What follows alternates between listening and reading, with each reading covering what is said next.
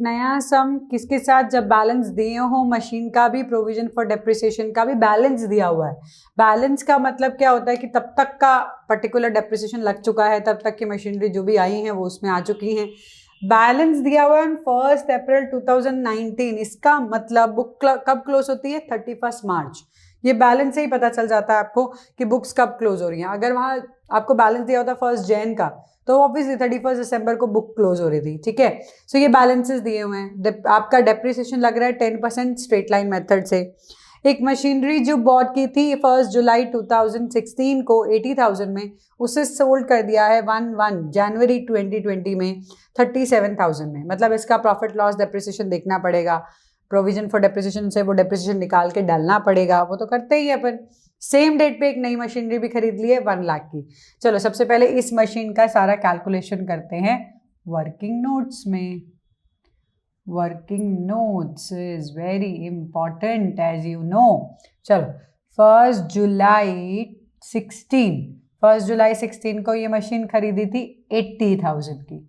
Now इसका पहला depreciation लगा होगा 31 मार्च 17 को, कितने महीने का, 9 मंथ्स का, 7 8 9 10 11 12 1 2 3 9 मंथ्स का।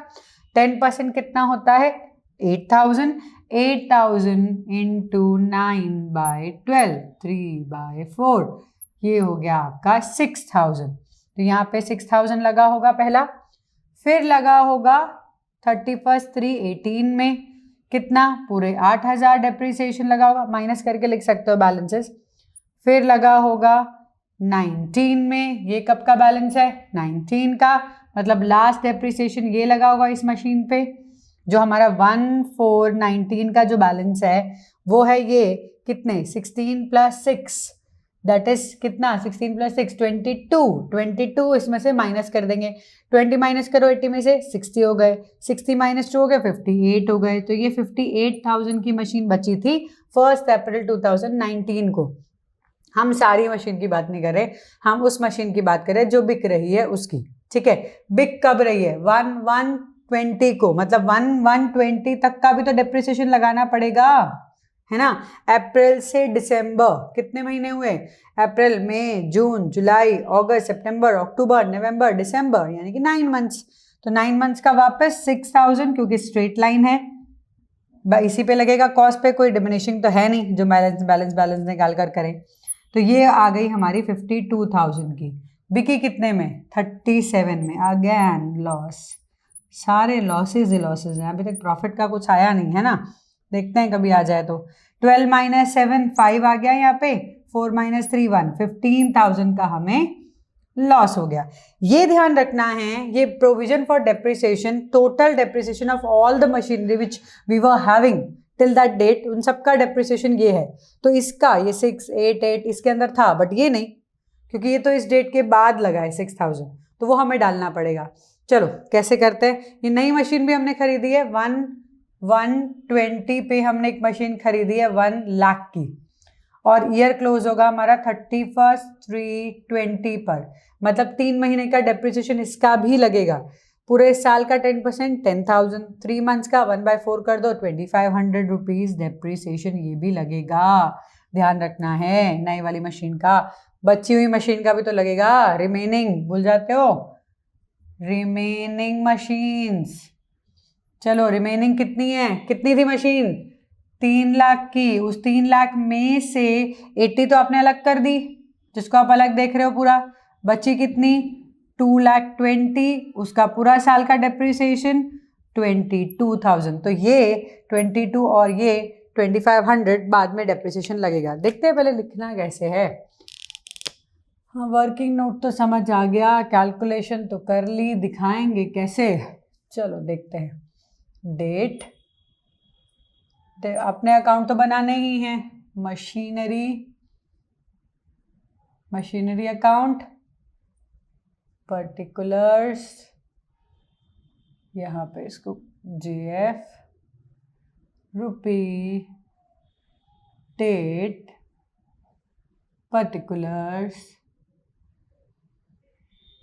Then GF and then rupee, credit. यहाँ पे हम क्या करेंगे नेक्स्ट, प्रोविजन फॉर डेप्रिसिएशन। चलो, provision for depreciation, same format, उसमें फॉर्मेट में तो कुछ चेंज है नहीं। Credit, debit, date, particulars, JF rupee, date, particulars, JF rupee. अब सबसे पहले क्या करेंगे हम? सबसे पहले हम डालेंगे बैलेंसेस, ठीक है। तो बैलेंसेस जो दिए मशीन के वो, एंड प्रोविजन फॉर डेप्रिसिएशन का दिया है वो। मशीन में हम डालेंगे 1419 टू बैलेंस ब्रॉट डाउन कितना? 3 लाख। हमें एक ही ईयर का अकाउंट बनाना है, यही 1920, ज़्यादा नहीं बनाना है इसमें, उसी ईयर का ही बनाना है सिर्फ। प्रोविजन में हमारा जो बैलेंस आएगा वो आएगा क्रेडिट साइड पे, क्योंकि एक लायबिलिटी अकाउंट है। तो हमने लिख दिया by balance that is your brought down. तो ब्रॉट डाउन कितना हुआ? 1,35,000। ये तो इजी था, ठीक है, इसमें तो कोई दिक्कत नहीं है। अब इस साल में ये सारा तो पुराना है, ये तो ऑलरेडी इसके अंदर है, तो ये तो हमको कुछ करना नहीं है। अपने को यहाँ से स्टार्ट करना है 19 वाले से। 19 वाले बैलेंस है ये तो, वो तो ऑब्वियसली इसके अंदर है ही। 1 हमने डेप्रिसिएशन लगाया है 1,120 में, वो डेप्रिसिएशन हम यहाँ लगाएंगे। डेप्रिसिएशन कितना लगाया है? 6,000। और अब तक का टोटल डेप्रिसिएशन 1,120 तक का डेप्रिसिएशन जो भी था, सो यहाँ आएगा 2, यहाँ पे 2 क्या लिखेंगे? टू मशीनरी अकाउंट, उसमें ट्रांसफर करेंगे जब भी कोई मशीन बिकती है। उसका टोटल डेप्रिसिएशन है कितना? 8 + 8, 16, 16 + 12, 16 + 12 28। देख लो आप, यहाँ का टोटल क्या हुआ? 14, ये क्या टोटल क्या हुआ? 14, 14 + 14 28। सो 28,000 पूरा डेप्रिसिएशन हम यहाँ से उठाकर यहाँ डाल देंगे 1,120 बाय प्रोविजन फॉर डेप्रिसिएशन। अब तक का टोटल डेप्रिसिएशन 28,000। फिर लिखेंगे बाय बैंक, जितना भी अमाउंट आया है दैट इज 37,000, यहाँ पे 37,000। And by profit and loss account, as you know हम हमेशा इस तरीके से मशीन को सेल करते हैं ना, 3 एंट्री करते हैं। प्रॉफिट एंड लॉस अकाउंट में कितना? 15,000 का हमारा लॉस हो गया। कुछ हुआ? कोई दिक्कत नहीं है यहाँ तक, है ना। सेम डेट पे हमने 1,120 पे एक और मशीन खरीद ली टू बैंक, कितने की? दैट इज 1 लाख रुपीज, यहाँ 1 लाख हुआ, ठीक है, ये भी हो गया मेरा काम। नाउ डेप्रिसिएशन लगाना पड़ेगा, करंट ईयर क्लोज कर रहे हो, डेप्रिसिएशन कब लगता है? 3/20 को डेप्रिसिएशन लगेगा। अब ये जो डेप्रिसिएशन आएगा कितना आएगा इसको समझो, वेरी इंपॉर्टेंट। जो नई मशीन ली उसका डेप्रिसिएशन 2500 प्लस जो बची हुई मशीन हैं। अब बची हुई में कैसे? 3 लाख में से 80,000 का गया तो 2,20,000 का 10% निकालेंगे तो 22,000 आएगा। So that 22,000 also, so this is 24,500 depreciation लगेगा, ठीक है। यहाँ पे तो कुछ है नहीं और डेप्रिसिएशन वगैरह लगाते नहीं। जब प्रोविजन फॉर डेप्रिसिएशन होता है तो हम यहाँ डेप्रिसिएशन नहीं लगाते। तो यहाँ पे हम सिंपल क्या करेंगे? 31/3/20 में बाय बैलेंस कैरेट डाउन। कितना बैलेंस? 3 लाख में से तो 80 चला गया, 2,20,000 प्लस 1 लाख न्यू, सो 3,20,000। इसमें 1 लाख की न्यू है, बाकी पुरानी। Total 4 lakh here also it is 4 lakh. Now यहाँ का बैलेंस कैरी डाउन करेंगे 31/3/22 बैलेंस कैरी डाउन। कितना? यहाँ का टोटल देख लेते हैं कितना है, उसमें से इसको माइनस करेंगे।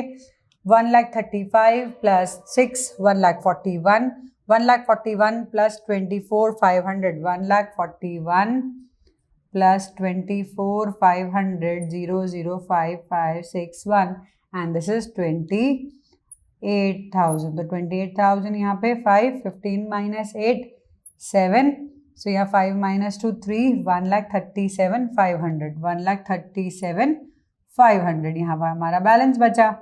टोटल कितना है? 165500 165500। सो इस तरीके से बैलेंस हो गया। इसमें बहुत कंफ्यूज होते हो, हाँ पता है मुझे, लेकिन समझोगे तो हो जाएगा। बैलेंसेस डालो, ठीक है, जो पुरानी डेट तक का सारा कैलकुलेशन करना, डालना कहीं नहीं है। पुरानी डेट तक मतलब यहाँ 1419 तक सिर्फ कैलकुलेशन करना है कि कितना डेप्रिसिएशन लगा होगा, क्योंकि हमको टोटल डेप्रिसिएशन निकाल कर यहाँ डालना होता है। तो उस कैलकुलेशन के लिए हम कैलकुलेट कर रहे हैं कि पुराना कितना डेप्रिसिएशन लगा है। फिर जो नया डेप्रिसिएशन अभी लगा है इस करंट ईयर में वो लगाओ, फिर टोटल डेप्रिसिएशन ट्रांसफर कर दो। बैंक से पैसा लॉस, ये तो नॉर्मल जैसे करते थे वैसे ही है। नई मशीन आई उसको लिख दिया, अपना बैलेंस कैरी डाउन कर दिया। अब डेप्रिसिएशन लगाना है, नई मशीन पे लगाओगे, जितने भी महीने का लगाना है उतने महीने का। और जो पुरानी मशीन बच गई है, रिमेनिंग है, उसके ऊपर भी तो डेप्रिसिएशन लगेगा। वो ध्यान रखना कि 3 लाख की मशीन थी, 80 की गई तो 2,20,000 का तो डेप्रिसिएशन है। सो वो 2,20,000 का 22,000 प्लस 2,500 ऐड करके डेप्रिसिएशन लगेगा। This is how we are going to do a machinery and provision for depreciation if balances are given in straight line method. इसके बाद करेंगे diminishing line method in the same way.